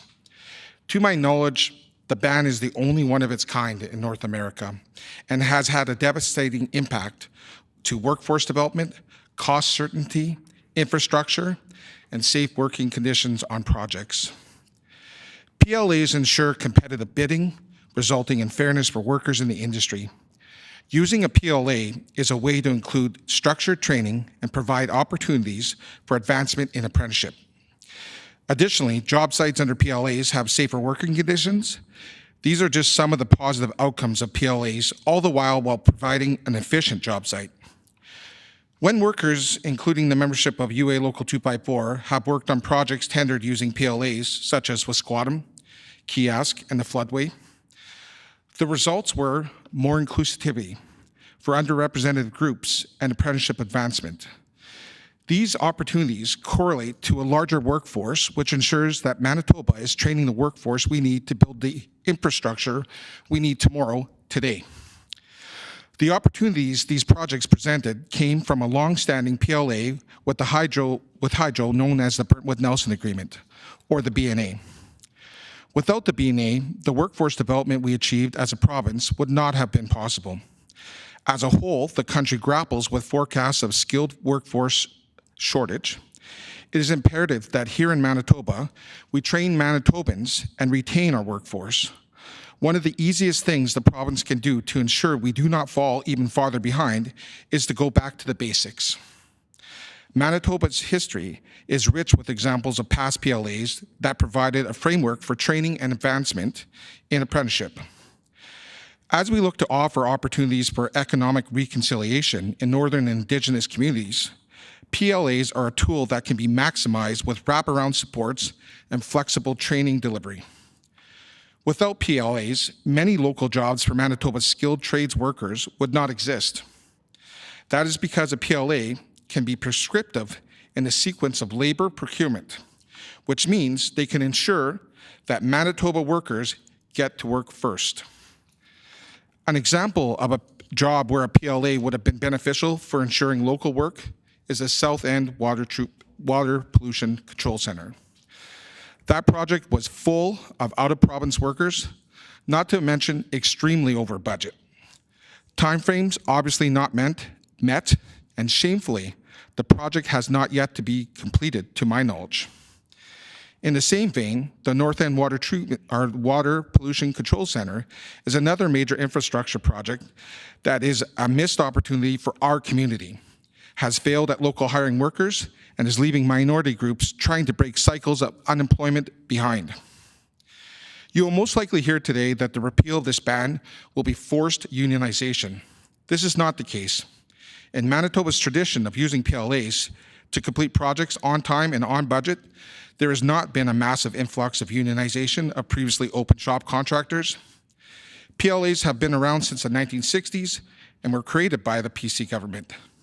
PLAs have time and time again ensured the best quality infrastructure projects for Manitobans while saving taxpayer dollars. Manitoba projects should benefit Manitobans. PLAs make sure that the investments made into Manitoba benefit Manitobans first and foremost. I want to re-emphasize, PLAs are not forced unionization. Any of the companies on job sites with labor procurement done under a PLA did not experience a wave of unionization. In fact, on the floodway, there was a clause that prevented unions on site from organizing the companies that were not already unionized for a time-specified cooling-off period. Without PLAs, there has been no guarantee for local jobs, construction quality, or project safety. PLAs guarantee the same standards of safety and oversight for everybody working on a construction site. Without PLAs, workers are left vulnerable to accidents and serious injuries, and projects are left open to delays. Resentment, mistrust, and high worker turnover are also the result. I want to reiterate my support and my members' support for Bill 7, which will repeal the ban on project labor agreements. We know this government wants to create good jobs for Manitobans who build the infrastructure we rely on every day. This is an important first step, but the only way to reverse the negative impacts on the ban of PLAs had on local jobs, project quality and training opportunities in Manitoba is to legislate a prescriptive framework going forward for the good of the industry, which includes my members. I hope I can count on support for this regardless of partisan stripes. Thank you. Thank you very much for your presentation. Do members of the committee have questions for the presenter? Honourable Minister Marcelino. Thanks, Mr. Kyle Kalsix, for your presentation, for being here today to give us more information for the committee for our consideration. Could you please try to tell me a little bit more about the process, like at the north end or at the south end pollution control centers when they were trying to build that it was an out-of-province conglomerate that got the job, and then they started bringing in their own workers from other provinces. What happened to the Manitoba workers, and why wouldn't they try to hire folks in Manitoba? Mr. Kalsix. The why is an unknown. Anybody who drove by any of those projects at any point in time, you saw the multitude of out-of-province plates. The concept of having these companies outside of our province, it's not only the workers that are here, it's the payroll staffs, it's the management team, all this funding going back to the province where they live, failing Manitoba for taxpayer dollars as well as members and the general public working on these projects, putting money back into Manitoba, hence for Manitobans. Do other members of the committee have questions? Ms. Byram? Thank you, Mr. Kalsix. Kalsix, thank you for taking the time and making your presentation here tonight. Are there further questions for the presenter? All right, seeing none, thank you very much for making the time. I would now call on Mr. Sean Wood.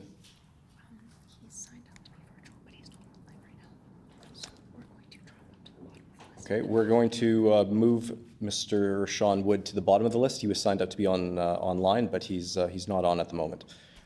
Can I call on David Grant?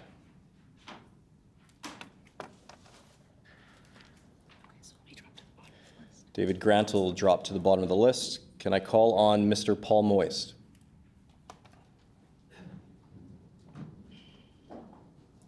Mr. Moist, when you're ready, please proceed with your presentation. Thank you, Mr. Chairman, honorable ministers, members of the committee. I'm pleased to speak to you today as president of the Manitoba Federation of Union Retirees. We are retired workers, unionized workers, and we're the Manitoba affiliate of the 300,000 member Congress of Union Retirees of Canada. I just want to say at the outset what a privilege it is to sit here and listen to particularly rank and file workers coming before their government to speak on worker issues. It's really why we're all here. I speak today in favor of Bill 7 and the restoration of PLAs for public sector capital projects. We support the positions of both the Federation of Labor and the Manitoba Building Trades on Bill 7. In 2021, I appeared in front of this legislative committee to speak against Bill 13, which ended PLAs, as we've heard tonight. And many of the arguments advanced in that presentation remain relevant tonight as we restore PLAs, beginning with project labor agreements having existed for over 50 years here in our province prior to their repeal. We reject the argument of groups like the merit contractors who talk of forced unionization, which you've heard a lot about tonight. And like others, I note that the Supreme Court of Canada rejected their arguments by refusing to hear their legal challenge in 2012. Back in 2021, before this committee, I commended to committee members an article by Manitoba author Doug Smith called Labor Conflict at Hydroelectric Generating Stations, published in the Manitoba History magazine, fall of 2017, where Mr. Smith outlined the history of PLAs coming into place and talked about the Grand Rapids project. 1961, construction began. A member of this legislature, the late David Orlico, who was an MLA and went on to become a member of Parliament, traveled north and then reported back as an opposition MLA to the legislature on the deplorable working conditions and workers actually starving on the job site in Grand Rapids because they weren't being paid very much.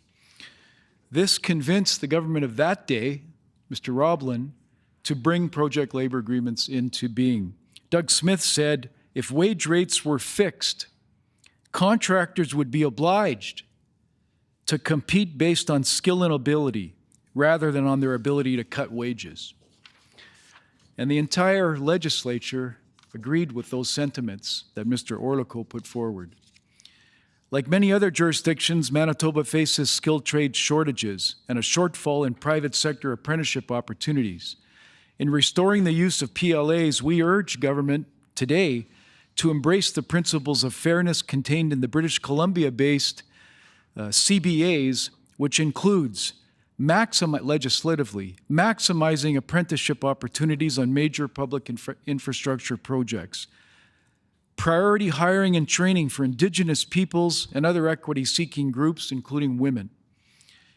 And finally, wage alignment to prevailing industry rates to promote good wages for all, wages able to support families.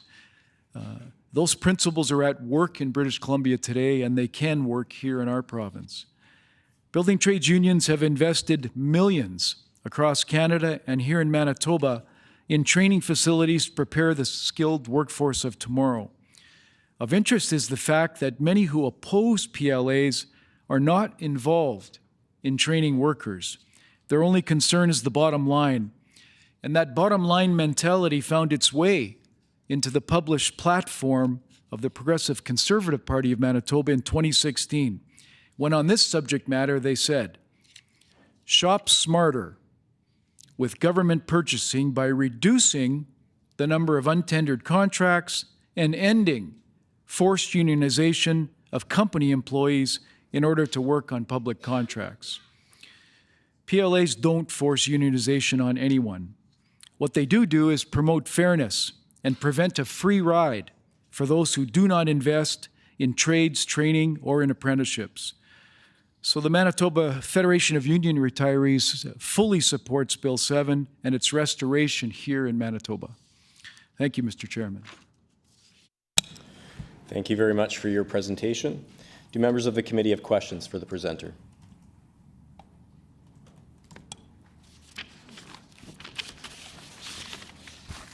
I've been made aware that according to our current rules, government members who are not the minister sponsoring the bill need leave to ask a question. This is actually going to be changing at the beginning of the second session next month, but it's still in place now. So accordingly, is there leave for MLA Kennedy to ask a question? Agreed. Agreed. And so ordered. MLA Kennedy. Thank you, Mr. Chairperson. Really, it's more of a comment. I would just like to put on the record that I appreciate Mr. Moist coming today to give us your presentation and the previous presenters that have come before. Thank you. Mr. Moist, would you like to respond? No, that's good. Are there further questions? Ms. Byram. Thank you, Mr. Chairperson. Again, just thank you for coming and making your presentation, Mr. Moist, and taking the time out of your evening, and thank you. Mr. Moist, would you like to respond to that? No, that's good. Honourable Minister Marcelino. Thank you, Mr. Moist, for coming and presenting. I always appreciate the historical perspectives that you bring when you do present to committee. I'm a little bit interested in what do you think was going on during this time when this ban happened? I think I was reading somewhere it was just a very set time, like 2016 to 2023, a lot of labor unrest, there was a lot of strikes, there was the wage freezes, there was all the Supreme Court challenges, and what was happening around this time that made this government want to go in this direction with this ban? Is this indicative of past Manitoba labor relations history in general? I know that for the NDP, we strive for labor peace whenever possible. What do you think about that particular part of time that the recent history that we just passed? Mr. Moist. Well, thank you for the question. I think that there was a propensity in this jurisdiction beginning in the mid-2010s and elsewhere that that labor was vulnerable and one could do what they wanted with them. And things have changed a little bit right now in terms of collective bargaining across North America and shortages and things like that. So I have appeared in front of committees here for more than 4 decades, and things have gone back and forth. What's new in the 2016 period was, for the first time in my recollection, Mr. Rebeck mentioned the Joint Committee of Labor and Management that reviews all legislation that touches on this committee, and joint recommendations, unanimous recommendations from that committee rejected by the previous government. That was unusual and very not the norm in our province. But things have gone back and forth in our province, and they will again in the future. And I think that trade union membership in Manitoba has been a positive thing in the public and private sector for all workers. And I think restoring, we'll speak later this month to the omnibus budget bill, which contains other important matters related to labor relations. But I think if you look across the country and across the world right now, I read a poll the other day that declared Republican supporters in the United States, just over 75% of them hope that their children can get a union job in a country with less than 6% of the private sector unionized. So if you can square that circle for me, I can't. But I want to say that historically, before this committee and all its iterations over the last decades, the trade union movement is coming here in a responsible fashion and is actually less ideological than the right in society, in my opinion. But I'm proud as a retired worker to continue to work alongside good organizations like the MFL, the Manitoba Building Trades, all of the building trades unions here today, and to say to each and every one of you that the people that work in Manitoba over the last 100-odd years are the people that built Manitoba. Are there further questions for the presenter? Seeing none, thank you very much for making the time.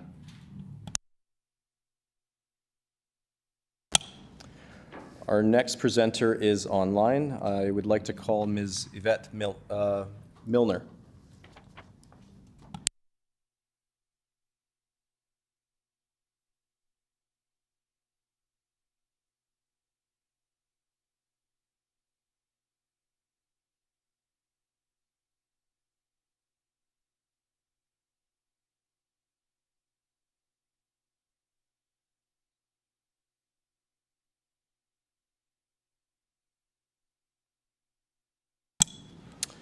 If I could just call on Ms. Yvette Milner to accept the invitation to become a panelist.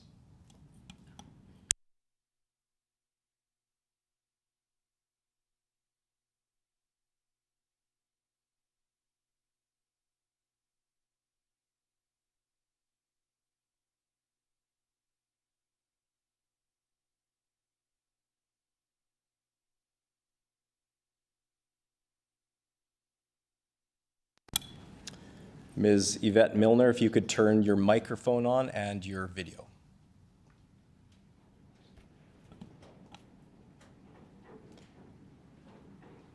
When you're ready, please proceed with your presentation. Okay, thank you. And I appreciate being here. It probably won't be a surprise that I disagree with a lot of what has been said, but I will start with my introduction. I'm Yvette Milner. I'm president of the Merit Contractors Association of Manitoba, and I've been in that role since 2016. Our association is quite unique in that it's the only association in Manitoba that exclusively has a membership comprised of open shop contractors and their employees. And when I say open shop, meaning that you don't have to be a building trade, a part of a building trade union in order to work in a company. Although some of our companies do have parts of their companies that are unionized and some that are not. We've got 170 member companies representing about 6,000 employees and 10,000 people on our plan, our benefits plan. So contrary to what has been said today, some non-union companies actually provide a benefit plan and a pension. So, you know, we provide a very, very comprehensive plan that includes a lot of things that are focused on mental health, that are focused on health and benefits. And the members in our plan are very good employers. And I would say that there are good and bad employers in every kind of, whether they're unionized or not. And when I hear the comments, and I'm not sure who said it, might have been Mr. Reback, race to the bottom, the safety stuff. You know, I've sat on the labor board since 1999. You know, I think I was the youngest person appointed there, and I'm still there. And I've seen a lot of workplace health and safety issues that are with union and non-union companies. So the idea that for some reason a union workplace is better, to me, doesn't resonate. What else will I say here? We're not welcoming to newcomers. I think that's a bit silly, and that we don't provide training. You know, we've got a scholarship fund at Red River College. We provide tuition bursary programs or refunds. We very much support apprenticeship and women in the trades. So all of that kind of nonsense is nonsense. So I'll go on with my speaking notes.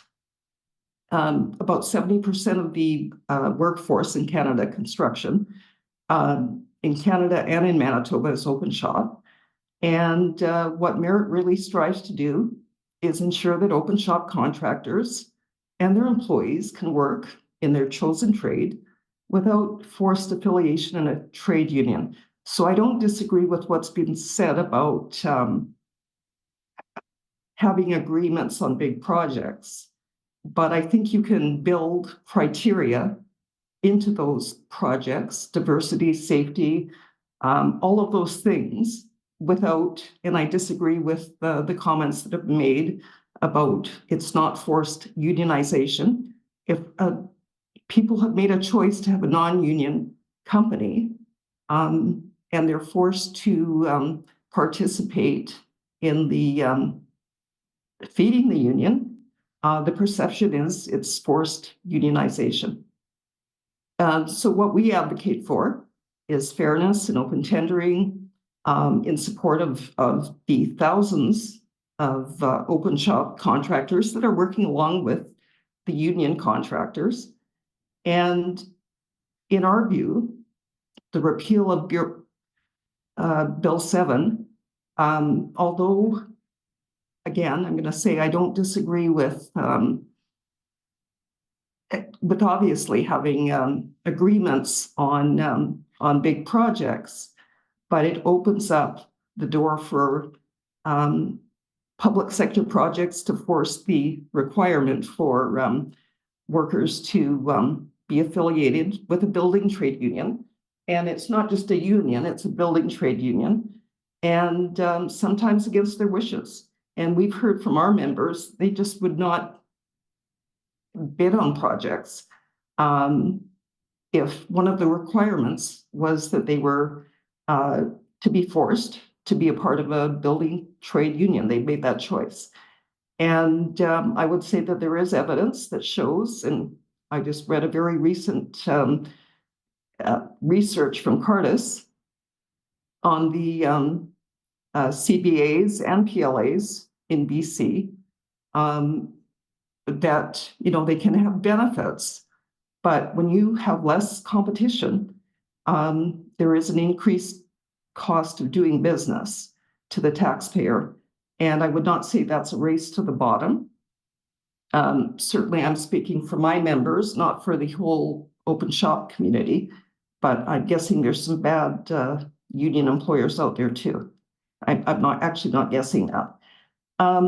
So my understanding is that Bill 7's primary purpose is to promote transparency, accountability, and fairness in the procurement of construction services. And in my view, that means allowing everyone to compete on a fair playing field, and that's what merit is all about. It aids to economic benefits, and there's more competition. People aren't being discouraged from bidding on projects. And that's really why merit opposes this bill, or the repeal of the bill. And so I think that I don't think that all of us are far apart on wanting to ensure equity, wanting to show diversity, wanting to show local employment. But I'm not sure that a PLA that requires open shop companies to contribute to a building trade union is the answer. So our basic philosophy is open, fair, and transparent tendering based on achieving the best value at a good cost. And that doesn't mean a race to the bottom. And it should go without preference to non-union, non-affiliated unions or building trade union. It should just be open. And so we really think that just that fairness is really what we talk about as keystone. And I know I'm probably running out of time here. But I disagree with some of the comments that have been made in terms of project labor agreements on large public sector projects, you know, based on the feedback I have from our members who were back in the day. They did have to, and they already provide a good benefits package, pension, everything else. And so, and adhere to safety and health regulation. And I would say that British Columbia is a very good case in point right now. Like, they're having a lot of problems, you know, with respect to 19 building trade unions. Everyone within 30 days has to sign up. And I know that's not a Manitoba example, but it's something that's going on. So just to close up here, we don't want anyone, whether it's union, non-union, you know, a non-affiliated union, to have a monopoly on government projects. I think that hurts workers. It hurts our companies for sure, and costs taxpayers. And it's just wrong, in my opinion. And we believe in training. We support apprenticeship. We invest in training and apprenticeship. And yeah, I just think that it's got to be open and fair. And I'd just like to clarify that I think a few people have said that our the past, it was before my time, but that the court thing was thrown out of the Supreme Court. there were no merits heard on that case. It was just a jurisdictional issue where they needed it to be in the labor board. And so, there was misunderstanding there. But those are my comments and subject to questions. Thank you for having me here. Thank you for your presentation. Do members of the committee have questions for the presenter? Honorable Minister Marcelino. Thank you, Ms. Milner, for your presentation today. My question is, if this PLA ban were such a good idea and very necessary, why is it that we were the only jurisdiction in North America that had this? Ms. Milner. That's a good question, and I don't know that. I just think that there can be ways around this with criteria and agreements that don't require, and I think this is the, I know this is the feeling of my members, without having a building trades component to everything when they are the minority, really. Thank you. Do other members of the committee have questions for the presenter? Ms. Byram? Thank you, Mr. Chairperson, and thank you, Ms. Milner, for making your presentation tonight and taking time out of your evening. And it's nice to have a different perspective on this. And I'm just wondering, you made reference to a few points during your speech, but in particular, I want to ask more specifically in terms of safety. And if you can expand a little bit on what it is that some of the open shops might provide, or what they do to help with their employees in keeping them safe. Ms. Milner? Sorry, I'm glad you asked that question because I did jot down when someone made the comment that only unionized workplaces need to have a safety committee, which is ridiculous. The same safety legislation applies to all employers, and some are good and some are bad.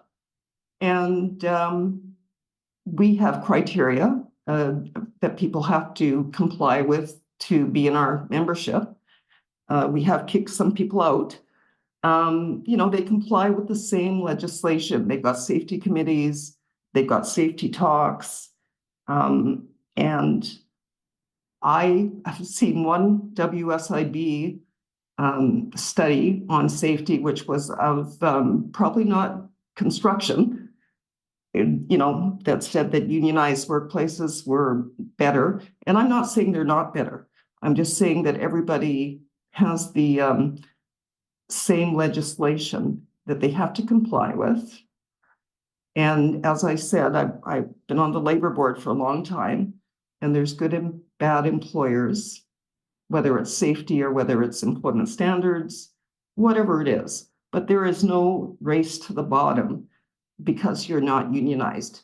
And so the implication that somehow, because you're open shop, you're not a good employer, I just know with the 170 companies that I deal with, that's just not the case.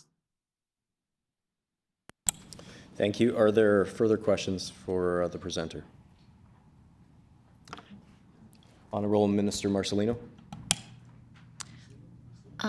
Thank you, Ms. Milner. I just wanted to try to add on to what you were saying earlier about the jurisdiction issue, which is why you said that it didn't go through the Supreme Court.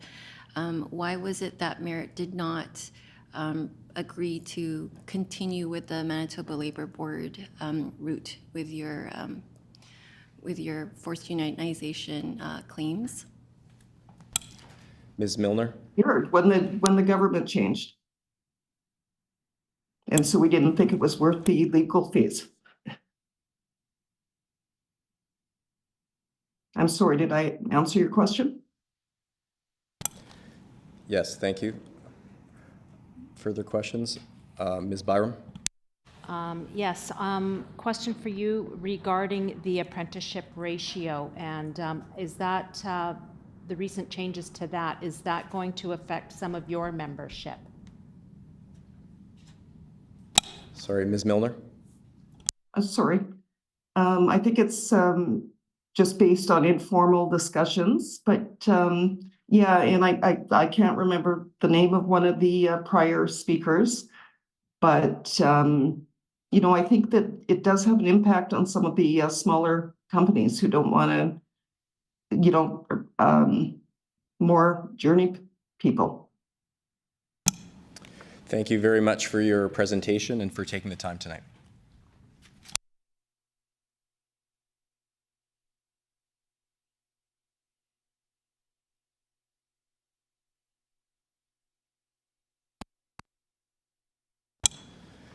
I would now like to call Tyler Slobodian.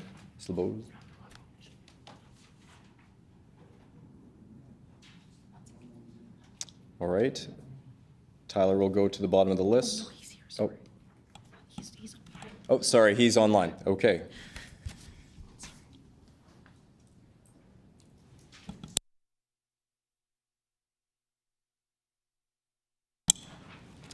Tyler, you can start your presentation whenever you're ready. Perfect. Thank you, Mr. Chairman, honorable ministers, and other members in attendance. Thanks for giving me the opportunity to put some words on record surrounding this bill and ultimately share our members' perspective and concerns about repealing this legislation. I'll start by providing a bit of a brief overview about CFIB, which is who I'm with, the Canadian Federation of Independent Business.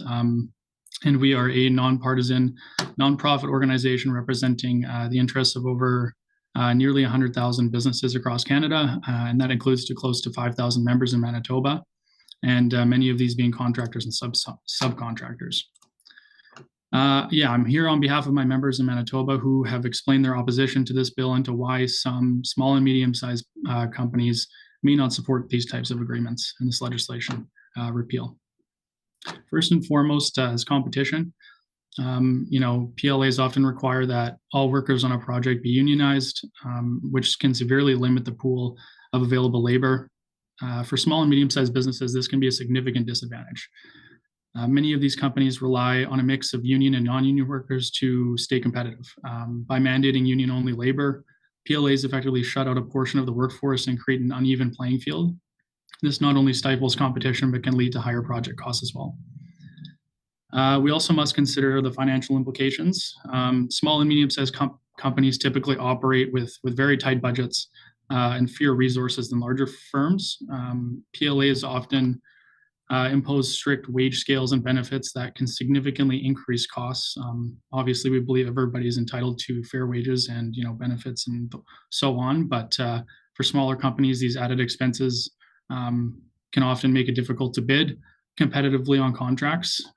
Small businesses will find themselves forced to raise their prices even further, which could drive clients to seek more affordable options elsewhere. This could jeopardize the viability of these businesses and lead to fewer opportunities for growth as well. Project delays could also be a major issue. When projects are delayed, costs can escalate due to extended timelines, potential penalties, and increased overhead. As a result, what initially seemed like a manageable project can quickly spiral into a costly endeavor, jeopardizing the financial stability of smaller contractors, leading to significant budget overruns. Another major concern for small businesses is the administrative burden. These agreements often come with complex requirements and regulations that can be overwhelming for smaller firms. Navigating the intricacies of compliance can consume valuable time and resources, which many small business owners don't have that. Instead of focusing on project execution and client satisfaction, small businesses may find themselves buried in paperwork and bureaucratic processes. This diversion of focus can stifle innovation and slow down progress, ultimately hindering the overall effectiveness of the project. The potential for skilled labor shortages should also not be overlooked. PLAs can limit hiring flexibility as they often dictate that contractors must employ workers from specific unions. If small or medium-sized companies are unable to hire the right talent for a project due to these restrictions, it could lead to delays and compromised quality. When businesses are unable to assemble the best teams, the outcome of the project can suffer, affecting not only just the company, but the clients and the overall community. Additionally, let's consider the broader economic impact on local economies. Small and medium-sized businesses are often the lifeblood of their communities, providing jobs and supporting local initiatives. By favoring PLAs, we may inadvertently undermine the very companies that contribute to economic growth and community well-being. A thriving small business sector helps to create a diverse economy, and we must be cautious not to enact policies that could stifle their growth. There's the issue of workforce diversity as well.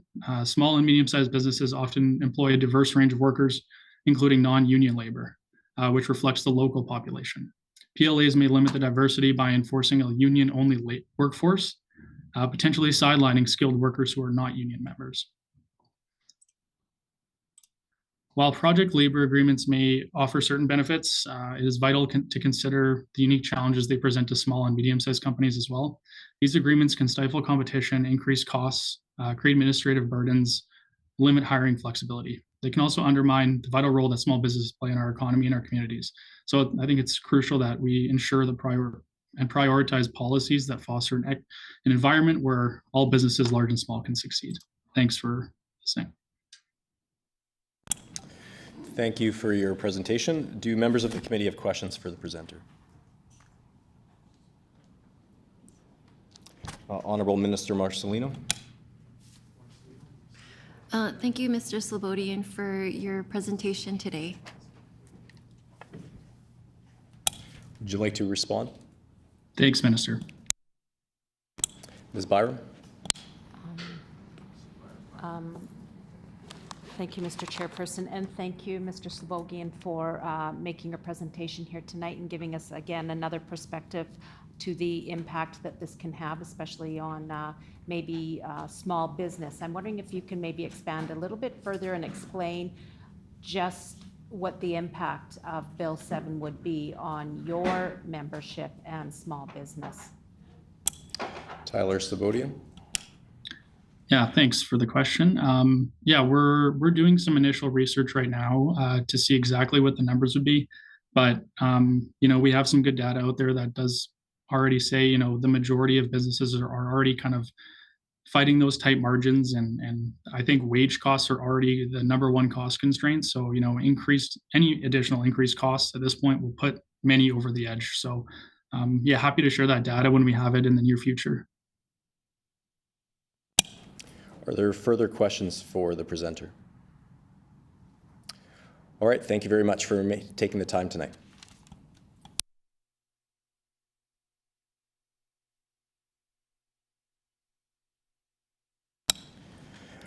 I would now like to call on Mr. Connor Ketchen.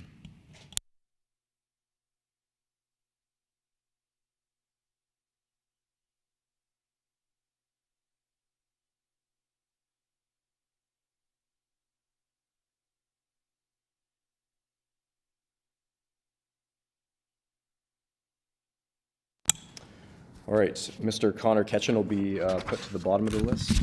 I'd like to call on Mr. Dave McPhail. All right, Mr. Dave McPhail will go to the bottom of the list as well. Mr. Peter Whiteman.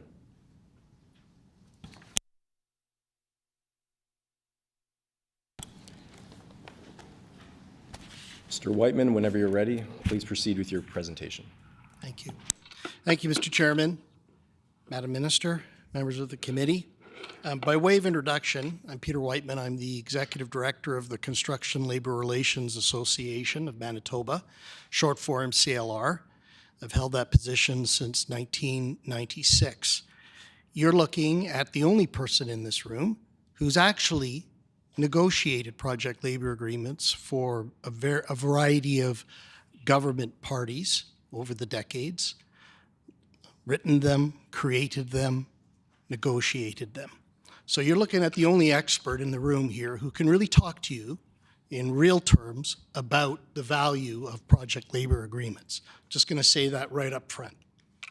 Now, I have some written statements, and I've heard a lot of what's been said by my colleagues and other folks that have chosen to come here and speak this evening.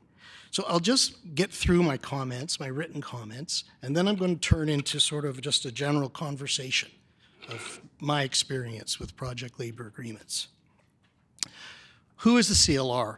The CLR is an entity that was created in the early 60s.